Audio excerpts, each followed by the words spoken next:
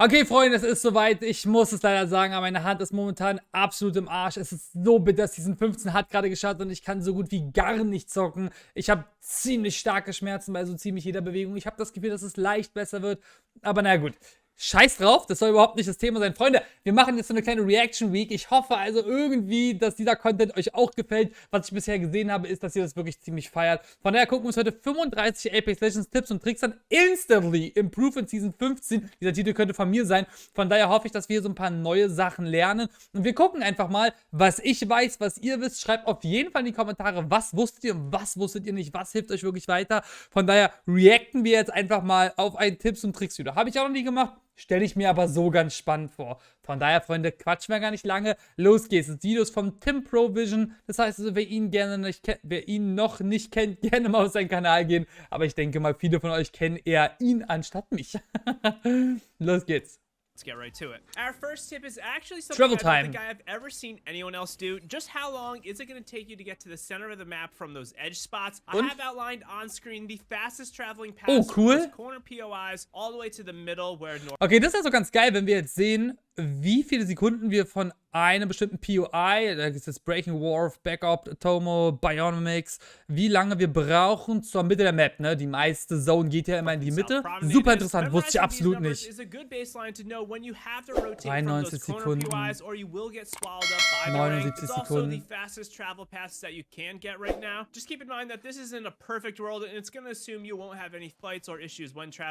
Genau, er hat jetzt auch gesagt, dass das wirklich die perfekte Rotation ist, wenn du keine Fights hast, wie du da wirklich exakt reinkommst.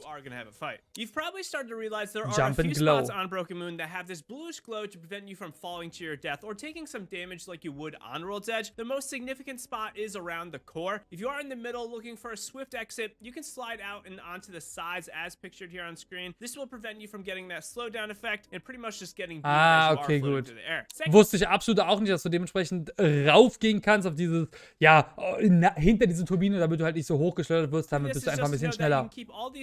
Rotation. Ach, krass, warte mal, kann man gar nicht mehr von der Map fallen, das wusste ich überhaupt nicht. Ja, doch, ich glaube, du kannst von der Map fallen außen, wenn ich jetzt hier oben links gucke, aber hier gibt es so kleine Löcher, da kannst du dementsprechend rübergehen, um so Shortcuts zu machen. Das ist cool, wusste ich auch absolut nicht. Everyone is talking about catalyst and it is rightfully so, but I do want to point out a few big tips from other legends that you can use to counter her. While I think Mad Maggie is a little bit on the weaker side, there's no denying that her passive of highlighting enemies for a brief moment is absolutely insane when you are fighting around a catalyst. Ja, das heißt also, Mad Maggies Passive, wenn du Gegner dementsprechend durch die Wall schießt, dann siehst du sie, aber das ist ja klar, du siehst sie auch durch irgendwelche Gebäude. Geil.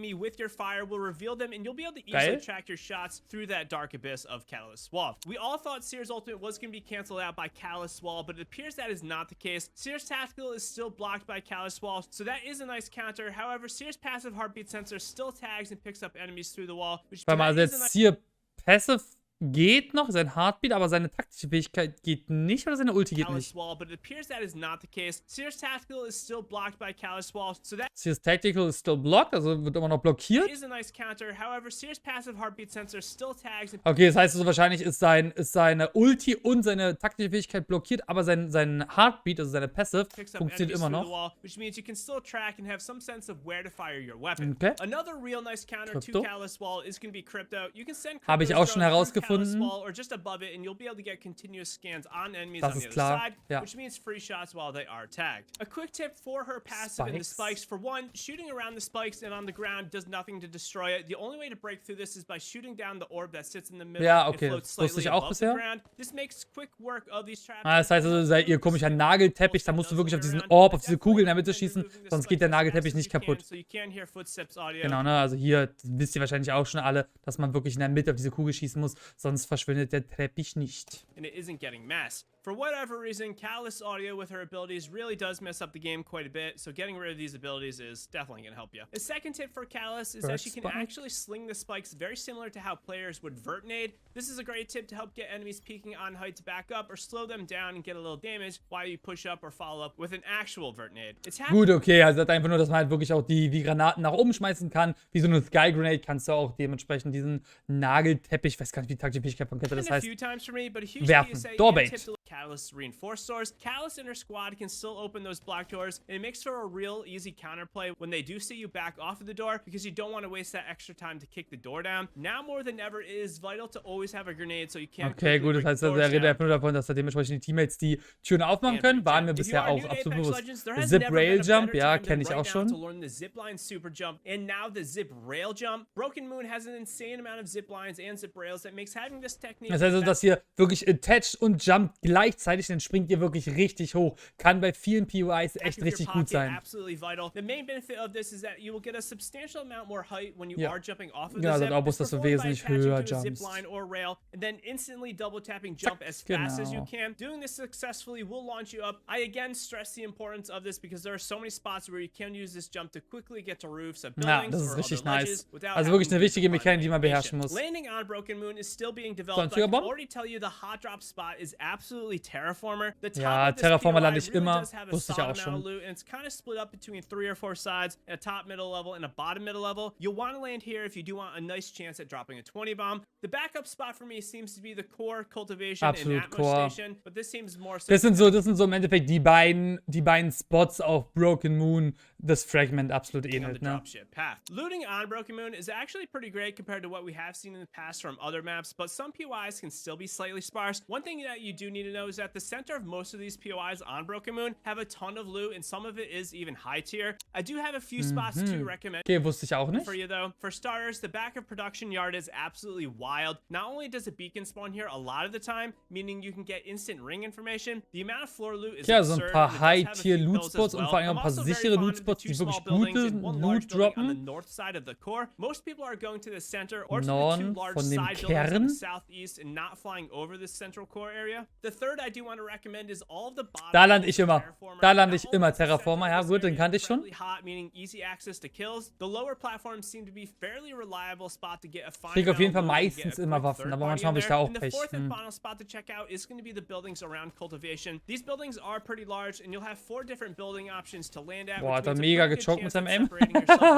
And getting some great loot in there. It's worth giving a slight mention and some tips as to how to use the RE45 with a little bit more effectiveness, and this really comes down to understanding how the gun works. It used to be in an odd spot that really only had the ja gut, jetzt macht's halt Schildschaden. Ich glaube, darauf will er hinaus. Plus buffing up the magazine size a little bit, it is no slouch. 27 Schuss sind auch echt viel für die A45. Okay, also Facts sind einfach nur Tipps und Tricks. A45 ist gut. 13 rounds to the body, which means just getting 1, maybe 2 headshots in there does give you the capability to drop down 2 enemies with a singular mag on this little pistol, and you already have that crazy fast draw time and excellent handling. The time to drop enemies is only like 4 to 5% faster. Gut, es brauchst nur 2 Headshots, damit kann man wirklich nicht kalkulieren.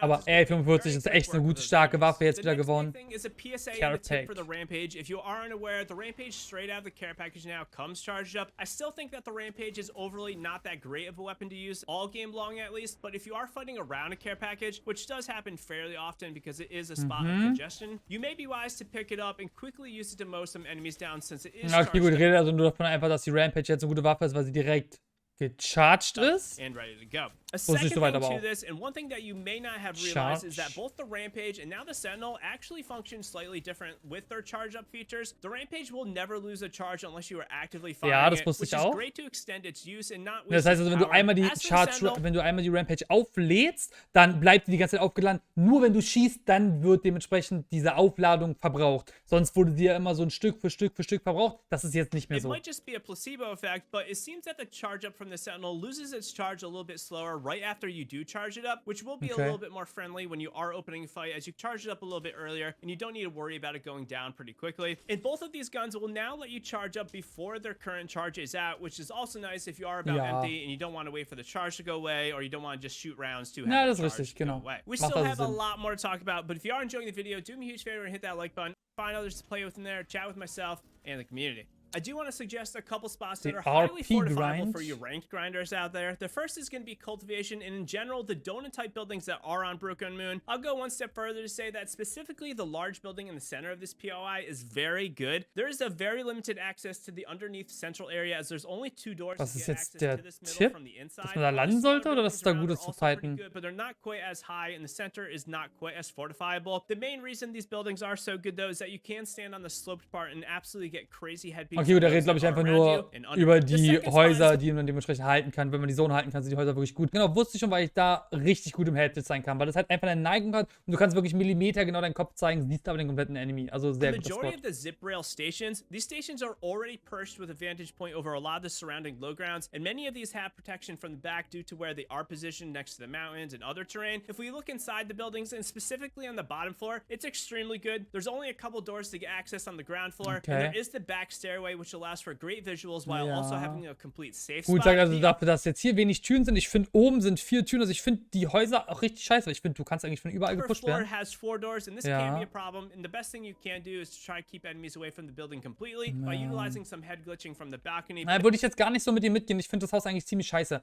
Also klar, wenn du eine Catalyst hast, kannst du 2 Türen blocken, aber oben mit diesen 4 Türen, auch wenn du unten ganz gut hast mit 2 Türen und dementsprechend die Treppe, da wo du ein bisschen geblockt wirst, finde ich das Haus trotzdem scheiße. Würde ich niemals drin fighten wollen. Also, ich würde mich niemals da eincampen, wenn ich irgendwie im Late Game bin oder sowas. Since I did mention having a defensive legend, it is worth taking a brief second to mention some really optimal team compositions. Sollte immer die absolute Main-Fokus sein, dass man seine Teamkomposition so ein bisschen außer in Pubs vielleicht, wo einfach sagen, komm, YOLO, wir haben Bock, einfach den und den zu spielen. Aber sonst sollten die Teamkombo immer ein bisschen zusammenhängend sein. If you are less confident in your killing capabilities, something like Valkyrie, Watson, or Caustic and Newcastle is really great at having some fortification, some support, and some rotation power. A more killing-friendly squad is going to be Seer, Catalyst, and Horizon. As you do klar, sehr aggressives Team, ne? Seer und Horizon. Recon to track and kill players. And then you do have Horizon, who can help in some rotational aspects and is a complete Valkyrie ist immer eine perfekte Option, gerade auf dieser Map. In terms of how to get more mid-game fights, or they are going to the end without finding players. This really comes down to 3 things. You have to be focused when you are in the dropship. The direction you are coming from matters a lot more on this map than other maps I'm finding, and you should be paying attention during this. If you do this, you'll have a better idea as to where enemy teams should and will be rotating. This is kind of basic Apex knowledge and a tip that... Würde ich auch euch immer empfehlen.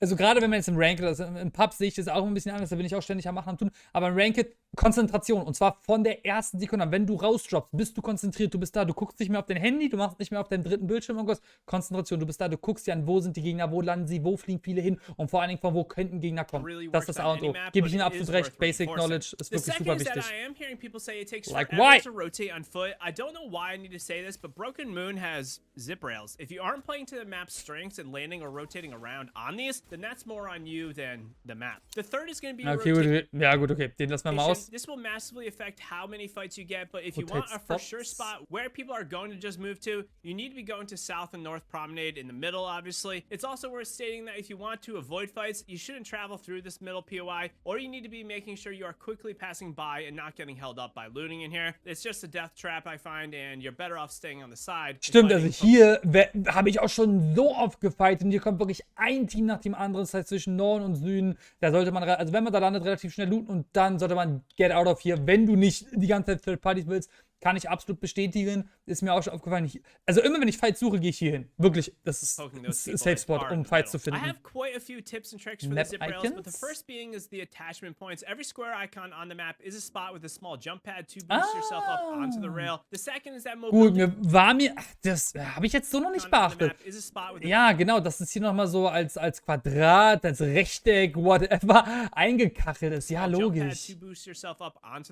The second is that mobility legends like Horizon Pathfinder have a huge leg up as they can instantly habe ich auch schon gesagt in meinem letzten Video. War ich natürlich voraus, war ich Horizon, Octane zum Beispiel, Valkyrie oder auch ein Pathfinder kommen immer an die Railways, Ziplines, Scheiße. Also richtig, richtig gut.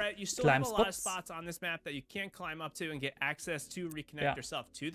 Gut, sollte eigentlich klar sein. When traveling on the zip rails, you need to have a keen eye looking forward, as enemies going in the opposite direction will have collision with you, and they are going to force both of you to fall to the ground. Habe ich mir jetzt gedacht, wusste ich aber nicht. Habe ich noch nicht ausprobiert, aber dachte ich mir jetzt schon, dass wenn wir ja aufeinander zu Railwayen, dass wir dann dementsprechend aneinander stoßen und beide runterfallen.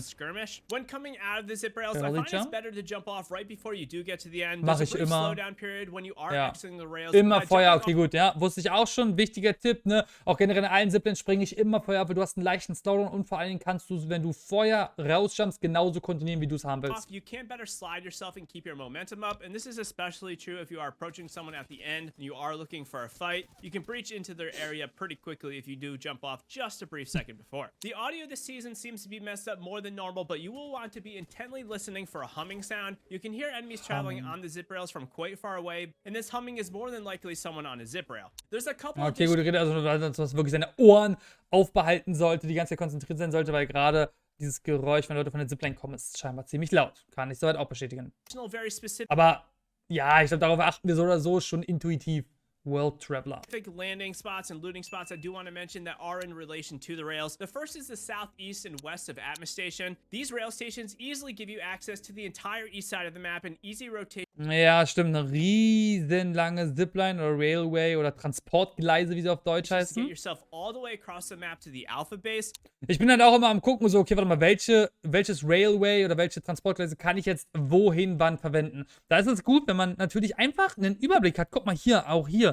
Kann ich wirklich TimProVision, kann ich von hier unten bis zur Mitte der Map fast rotieren. Das ist gar nicht so schlecht, wenn man sich einfach mal so ein bisschen sich anguckt, welche Transportgleise am besten, effizient und am längsten sind. And much like we discussed earlier, you can also get to the center of North and South Promenade very fast as well. Ja, das ist ein guter Tipp. Stimmt, sollte man sich wirklich mal angucken. Einfach mal rüber gucken. Ja, das habe ich mir zum Beispiel hier unten gemerkt. South Promenade from here. Moving on, we have a couple specific tips that you need to be aware of when it comes to how to use Catalyst Ultimate. For one, placing the ultimate down can kind of make it get stuck on many objects. If you are placing the ultimate down and the height of it is not clearly above or close to the object you are putting it near, it's just going to get stopped short, as the game is just going to think it's a wall, which it is. You can use this to your advantage, though, by intentionally stopping the ultimate short or placing it more strategically at an angle so you are missing said wall. But the kicker and the real tip Gut, also einfach wirklich gucken mit Catalyst Ulti, wohin sie geht und wie weit sie geht. Actually has some climbing type properties. If you pay close attention like I am here on screen. Ja, genau, man sieht es jetzt hier, ich hoffe, ihr seht es auch, die Quali müsste aber ganz gut sein, dass hier dieser leuchtende Streifen weitergeht und daran sieht man, dass jetzt die Ulti von Catalyst weiter hochklettern wird, anstatt sie an einer Wand kleben bleibt oder stoppt. Ja. To me that's going to be able to climb up the jagged edge of the wall. Ja, stimmt, das ist gut. Das ist gut zu wissen. Zack, zack, zack. Ja, okay. Sehr guter Tipp, sehr guter Tipp. A second tip to the ultimate is that it's pretty clear that the wall has some visibility to create cover when crossing open areas, but I find it's almost better suited when you can completely close off alleys in buildings or canyons in more narrow outside locations. This almost provides you with a complete reset opportunity, as it's very bad for enemies just to blindly walk through the wall. It's worth stating that the biggest habe ich jetzt nicht ganz verstanden, den Fakt, ich glaube, der war jetzt nicht so wichtig. To Catalyst Ultimate, beyond what we spoke on earlier with the other legends, is that Catalyst herself, both enemy and friendly, don't get affected much, really at all, by friendly or enemy walls. Genau, das heißt, Catalyst ist so gut wie komplett immun gegen andere Catalyst-Fähigkeiten. A quick and simple PSA for you is that if you are coming back to Apex for the first time, or you are looking to unlock another legend, you can try them out in the firing range for the first time ever before you unlock them. Genau, das ist auch richtig cool, wusste ich soweit auch, aber auch nochmal sehr gut, dass er das erwähnt, ne? Ihr habt jetzt alle Legenden freigeschaltet in der Firing Range. Das heißt also, wenn ihr die Legende einfach mal testen wollt, ihr euch nicht sicher sein solltet, welche Legende ihr euch als nächstes holt, weil ihr noch nicht so lange spielt, guckt einfach mal in der Firing Range, geht einfach mal die Legenden durch, was fühlt sich gut an, testet sie mal aus, weil ihr könnt sie jetzt alle testen, ohne sie gekauft haben zu müssen. Is pretty cool. The Massive has returned to the floor for Season 15, but I find that the Stiff is in a real weird spot right now. It's so good, geil. but I think SMGs in the meta we are in as a whole, it's conducive to leaving the Massive behind. Your damage potential from crafting something like a Peacekeeper, at least in the first split, is much higher. Finde ich auch. Also die Massive finde ich gar nicht mehr so geil. Ich würde eine SMG immer bevorzugen, aber ich bin auch nicht so gut mit Shotguns, aber man sieht schon deutlich, sie wurde halt gut genervt. So soll es ja auch sein, wenn sie auf dem Ground Loot ist. Oder im Ground, auf dem Ground. With this, let's briefly talk about the weapons that you should be using. Shotguns, like I said, as a whole are okay, but SMGs are definitely going to be supreme. The car SMG is still king, but the additional bullet getting added to the R9 also increases its total damage output. The Volt had a nerf, but in reality, it feels really similar to what it was. It just has a little bit less range, which is supposed to stop players from using it like Ja, genau, die Volt habe ich ganz gerne auch mit einem Zweifach gespielt. Finde ich, fühlt sich jetzt nicht mehr so gut an. Also auf Range würde ich sie jetzt auch gar nicht mehr spielen. Kann aber auch sein, dass es mehr in meinem Kopf ist als alles andere und die immer noch super gut ist, aber Volt, ich würde immer die R9 oder die der Volt bevorzugen. Ultimately, don't be afraid to run a double spray combo like the R400 combo. I said it at the start of Season 14 when we had buffs to the 30-30 and the return to the G7 and the Skull Piercer coming back, but now we also have the triple take getting buffed and the Anvil Receiver being back. We have definitely accelerated the fact that we are a little bit more in a long range meta, not to mention Broken Moon. Genau, die Map ist einfach riesengroß und deswegen haben sie zum Beispiel auch bei der 301 in der Flatlane den Ambusempfänger wieder hinzugefügt und es ist halt einfach so, sehe ich zum Beispiel auch ganz stark so, dass es super, super viele Long-Range-Fight gibt. Deswegen, ey, Tipps und Tricks direkt nochmal von mir gedroppt. Vantage ist eine richtig gute Legende auf dieser Map. Eine richtig gute Legende. Seems very friendly to these weapons as well. One big tip is to not sleep on the double tap to G7. There's very little recoil to this thing in this mode. And you can ja, G7 und Double Tap würde ich zum Beispiel auch fast nie spielen, aber muss jeder für sich selber wissen. Er sagt, ist gar nicht so schlecht. Ich finde eine 301 und eine Flatline immer noch wesentlich besser, gerade wenn du gut movest. Broken Moon, you need to know that there's an overarching massive theme to the map. If it looks like you can go there, you probably can. There's very few real out-of-bounds spots on this map. Ja, es gibt also wirklich viele Spots, wo man nicht denken würde, dass man darauf gehen kann. Er sagt jetzt, wenn es so aussieht, dass ihr darauf gehen könnt, dann könnt ihr auch darauf gehen. Relativ simpel. Wenn ihr wissen wollt, ob es regnet heute, guckt in den Himmel. Wenn das aussieht, als wenn es regnen wird, dann wird es auch regnen. Generell High Ground ist immer Win.